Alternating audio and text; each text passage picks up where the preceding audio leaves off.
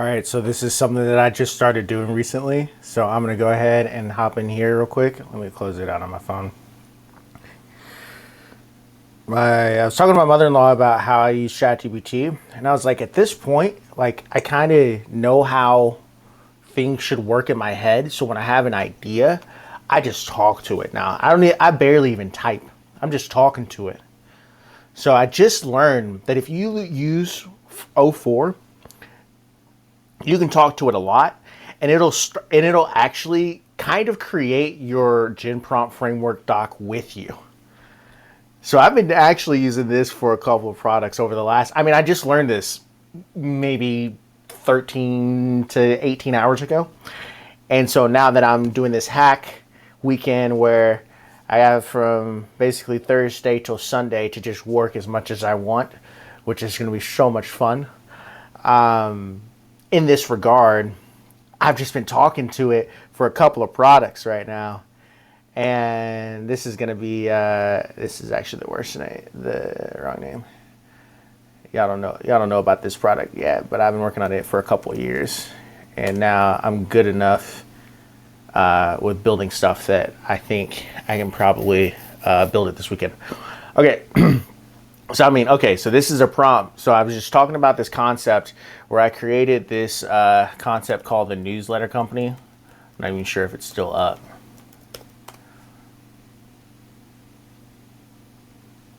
I'd be surprised.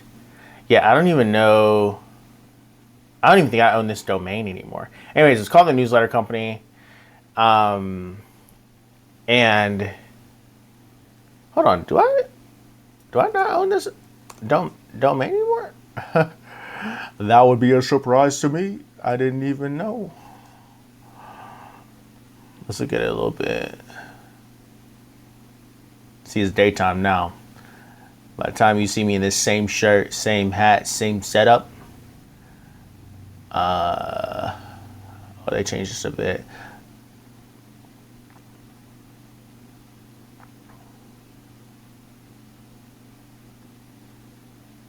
I might have lost the domain. That wouldn't surprise me.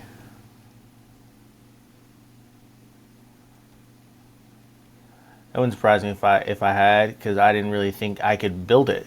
I was paying so much on Ghost. Okay, cool.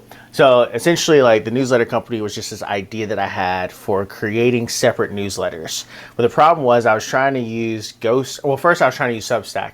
That didn't work. So then I tried to use Ghost. And that worked, but to a degree, because it trapped me in ways that I wasn't really comfortable with. So you can see that this one was through Substack. Like, just, you had to use an iframe, all this stuff. This one is on Ghost. Yeah, so really, and it had all these like separate things, but the concept of it was, how can I build daily newsletters that are essentially written by AI? So they're like AI journalists that would be, posting daily small bite-sized content, but for cheap.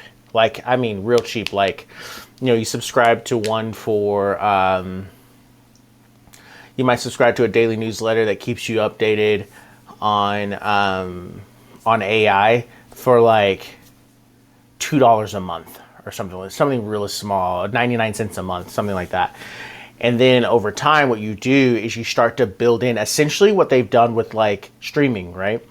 You start to build in enough of these newsletters where you're bundling together, you're getting discounts on the bundles, then you start to basically subscribe to the whole newsletter company. And the whole newsletter company is the equivalent of paying like $100 a month for multiple newsletters that you can distill, that you can ask questions, that you can respond in the newsletters and ask questions, and that you can say, hey, give me a better report on this. So it's essentially a way for exposing people to understanding new information, learning it quickly, and then as they want to dig deep into any particular topic, they can. But it doesn't require them, because what's happened is that when I was talking to my mother-in-law, it's like, how do people learn when they're not curious? And I've been talking to a friend about potentially training their team or their org on professional development around using AI. Not even properly, just like having the curiosity to know to learn what it can do. And so in like going through these conversations, I started to realize like, oh man, I can bring back Newsletter Company, because as it finds things to report on, and maybe we'll tie into, does Google News API? If Google News has an API, okay, I don't want to scrape.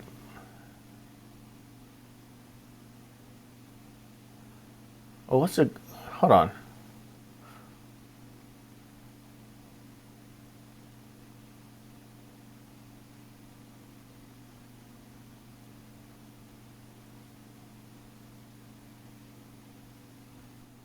I'm sure they're scraping, right? Yeah, because it's in euros or pounds.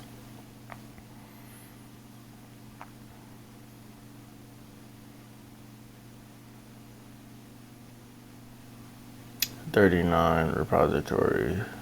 Okay. Yeah, I don't really need that. Okay, well, let's go to Google News, because I think I know how I can do this now.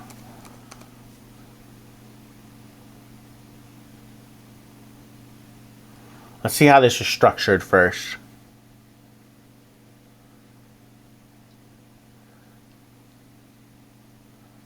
Okay.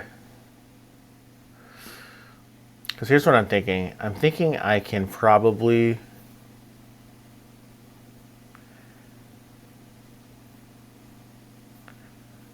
Huh.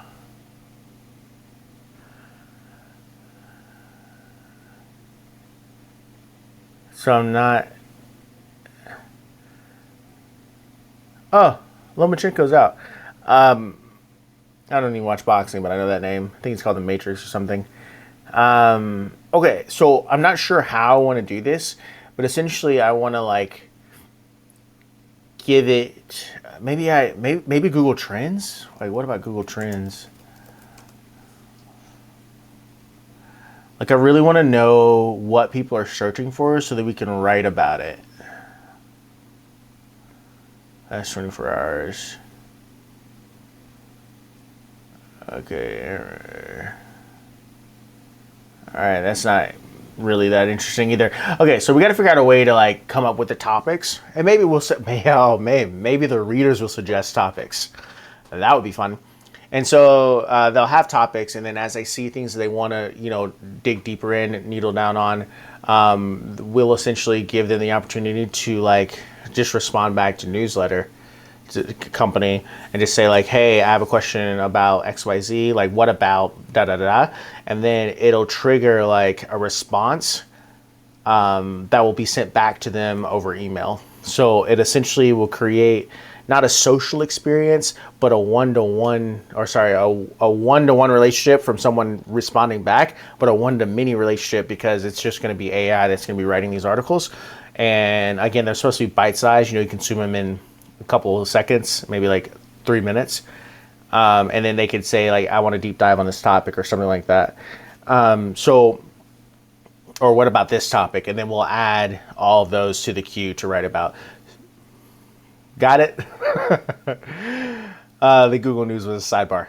Okay, so I just told it all this information about this idea I used to have that I stopped working on because I couldn't really figure it out. And this was, 2023, fall of 2023, I was thinking about this while I was applying for jobs and didn't know how to code. Bolt wasn't out, things like that. And so, yeah, now it's gotten all these ideas that I can come up with, and I'm like, oh my gosh, I could build this from scratch. Because even recently I was looking at Ghost and saying, oh, I could use Ghost API. But now I'm looking at it and I'm going, why don't I do that? I just build it on my own. Then I can control all the user experiences that I think a reader should have. And yeah, so yeah, instead of sending static HTML, embed AMP email features like accordion previews. You can hard or save a story directly in email. Oh man, I think this part is crazy. Matter of fact, this is how I do it now. Can you go deeper on the Go away, Grammarly. On the potential features that we can use, that we can leverage with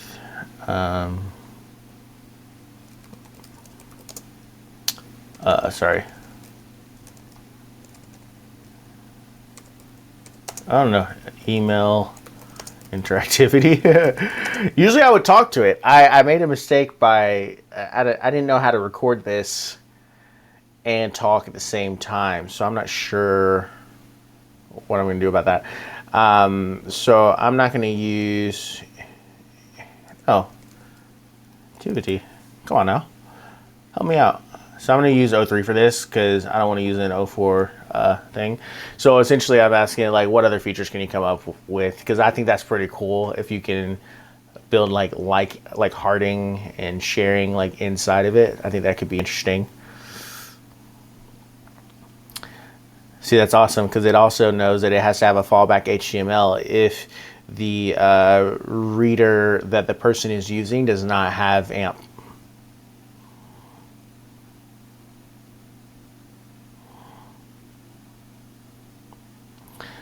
I really wish that I could do voice, so I'm not sure what's going to happen, but I'm going to try it anyways and hope it works, okay?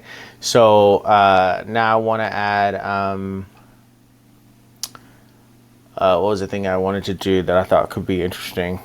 Oh, I'd love for there to be some type of like referral network or incentive that essentially gives people free opportunities to get free access to other types of newsletters on the newsletter company platform based on who they share it with. I think that could be really interesting because at the end of the day, we want to incentivize people with more information, not necessarily dollars. And so if we can get them like, hey, refer this newsletter to 5 people, get access to any other newsletter for $2 or something like that.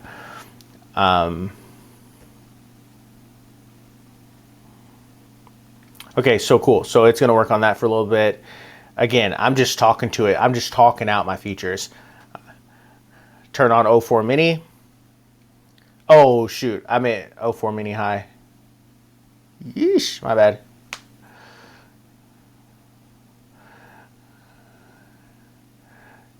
I mean, it's giving me a lot. Wow, maybe I should use O4 Mini more often. It's giving me more than I thought it would. It's just not giving me the code. O4 Mini High would give me the code. So this is actually pretty perfect. Okay, so again, it's going to give me all this information. So I'm basically doing all ideation inside of here, and then I'm going to move it into Claude to actually start building out the scaffolding for this thing. And since this is a B2C product, I'm probably not going to build it right now, but I just wanted you to go through, see like how many times I go back and forth, because I'm really, it's spitting out a lot of stuff.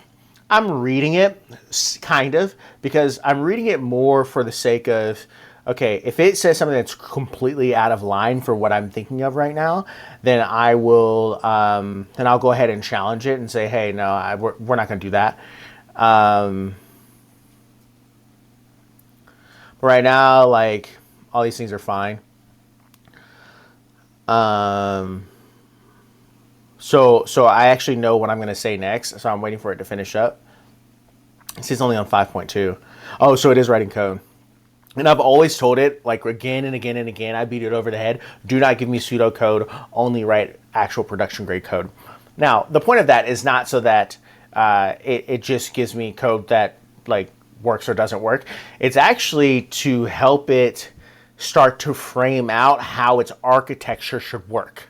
Because if it's writing all production grade code, something that it wrote like 3 responses ago before we even hopped on this video might deal with something right here, and it'll have a note at the bottom that'll say, hold on, let's see if I can find one.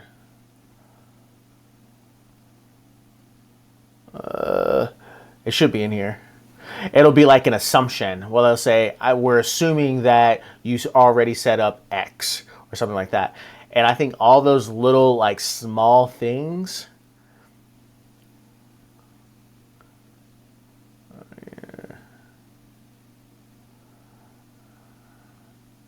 See, it's going through.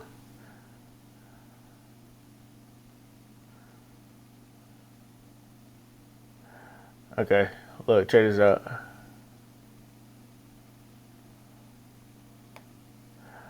See, look, it did some things that I don't agree with. See, you're not even like really looking at it. You're just kind of trying to find things that are like just pretty egregious. Okay, so I don't think that we need capture for signups via referral link. I think we're just going to do the referral link because it'll be a direct, it won't be a referral code in the typical way of thinking of a referral code. It'll be a referral link that is tagged to the person that they referred, like their email when they sign up, because they're only going to get, let's say, like 7 days.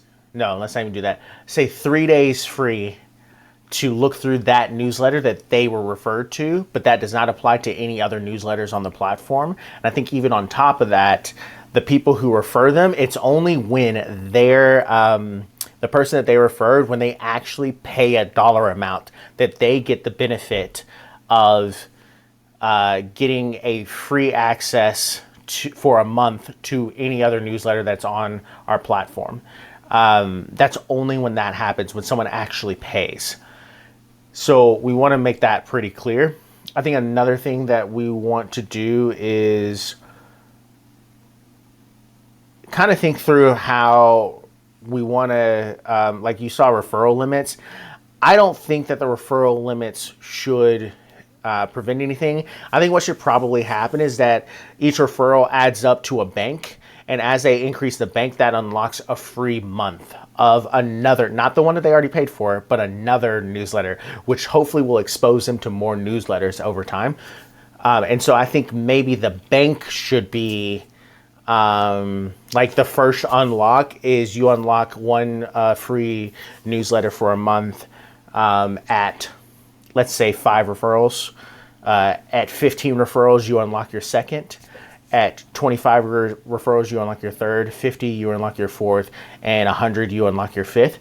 So even when they are referring people, once they unlock the first tier, they actually have to go to next. It doesn't reset. It's not refer 5 and then at the end of the month, the referrals start over. No, it's like once you unlock that one, then you go to the next one, and it'll go all the way down. And once you hit 100, then we'll give you a whole month off of everything on the platform. So the whole newsletter company will give you a month free once you hit 100, and then it resets all over again. You start back at 5. I think that would be really interesting. And I think also, like, in that meter that shows the referrals or the unlocks, I think that would be a cool thing to kind of have some like a rewards portal that you can see in your profile or your reader profile or something like that. I think that would be really interesting. Okay, so we're gonna let that cook, and I just thought of another thing that I think would be cool, which does as a social component. I think. Hold on, watch in a second. I think that at the end of the day, we need to add like a cool, like a social. See, it on thought for a couple seconds. Oh, because I'm using 04 Mini again. I'm not really thinking things through. But for that one, I didn't really need anything crazy. See, look, updated data model. See, now they're updating the columns. And that is why you want to like talk through it. Because when I feed this all to Claude, it's going to not just go at the very top and look at those updates. It's going to go back here and say, oh, they've updated so many things. So when I feed it all to it, I'm hoping that I can just put this in a PDF and then make that the project doc and then build from there. And then this conversation that I'm having with ChatGPT is the Gym Prompt Framework doc, which completely removes, like, as you can see, I trained a custom GPT on Gym Prompt Framework docs so that I could stop having to write them because it was slowing down my building of the code and building of products. And now I'm like, dude, I don't even need that anymore. I just need to talk to it for a while. and then talk back and forth with it and things like that. Okay, so like I said, I'm not going to read this because I already have a new feature that I have two more features in my head that I'm going to like talk through it with. The first one is going to be, I want there to be a way to like easily highlight things from a to highlight things and share things on the internet. Man, I don't, I'm gonna have to say this twice, so I don't want to, I'm gonna let this cook a little bit. And then the second one is, I want there to be, it kind of ties into the first one, is that even though I want there to be a paywall besides every newsletter, if someone is viewing a link that someone has shared online, then there won't be a paywall. And also, okay, here we go. Thank God. I want to add a feature that's that tie. I want to add two features that tie in together. The first one is, I want there to be a way for someone to, as they're reading an article, that they can highlight it, and then when they highlight it, it pops up with a thing that says share. And if they share that highlight, it automatically opens up this beautiful interface with a quote card that they can share on anywhere online. And if someone clicks on that link that they've just shared, because it'll automatically develop a link in the quote card and put that onto the social media platform when they click share. So actually, you know what? Let's have it do it this way. When they highlight it, it will say share, or it'll have a little option thing that pops up that says share, and you click share, and it automatically clicks. How should I do this? It automatically, on the back end, the platform creates a link that is to that specific article, that is through that user's referral link, and also creates a new quote card. I don't know how we're going to do that, but it needs to have a quote card engine, I guess, built into it. And so when someone clicks on it, they can see the whole, they can see 25, they can see the quote, obviously, but when they click into the link, they can see 25% of the article. Below that, it says, if you want to read the rest of the article, just enter your email here for free. So then it'll read the other article. But then when they're done with that article, or exit out, we'll send them an email that says, hey, hope you like the newsletter company. You click the referral link. That qualifies you for 3 days free to look at some of the other articles in this newsletter, or you can visit these other newsletters. So that's the first thing that I want to build. I think that would be a really interesting referral mechanic that kind of builds into the sharing aspect of it, that I think is really cool, or could be cool. That's just a unique user experience for sharing and referring. So in that sense, sharing something that you found impactful is the referral mechanic as well, embedded. And I think we'll also give each user a referral link that they can do, but I think this is probably a more natural way to refer versus just sending someone a referral link to a newsletter that they've never heard of, if that makes sense.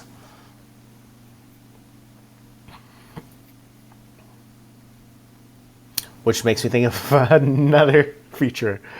I think another feature is we need to create like a beautiful landing page for each newsletter. So every time a new newsletter gets spun up, I'm still using 04 Mini. I keep forgetting. Every time a new newsletter gets spun up, it needs to have like a landing page for that newsletter, where we are creating like a description of it. We're creating like some powerful things about it, what we hope that you learn from it. And then of course it'll have the pricing modal at the bottom to have people subscribe. And I also want,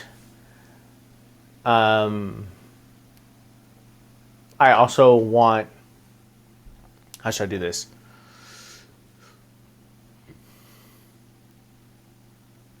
I'm not sure how I would do this in my head. Like, I have to talk it out. So they basically gives every newsletter a landing page. Says what we hope that you learn. What's the point of this newsletter? What are the main topics? Why you will hate this newsletter and why you would love this newsletter. Oh, I think that's cool. Some of the topics that we've talked about. Automatically. Okay, so just something. Oh, look. React style pseudocode. I'm not going to challenge it right now. Oh, yeah, I am. Stop writing pseudocode.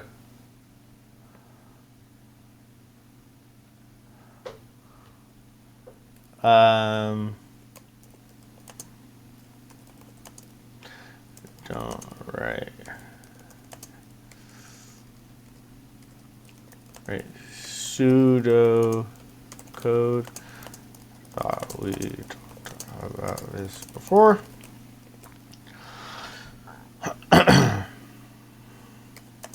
Only production code.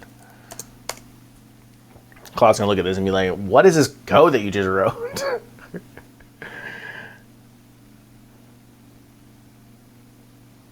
Cool. Quote share controller. Cool.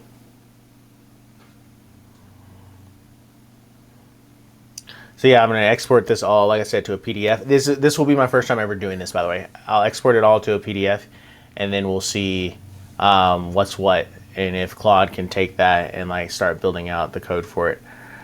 Yeah, man. So this is the end of this video. I have a couple more features I want to walk through it with, but I think I'm ready to kind of. So now I will voice talk on my phone to continue working on this project while I'm working with Claude on a different project here.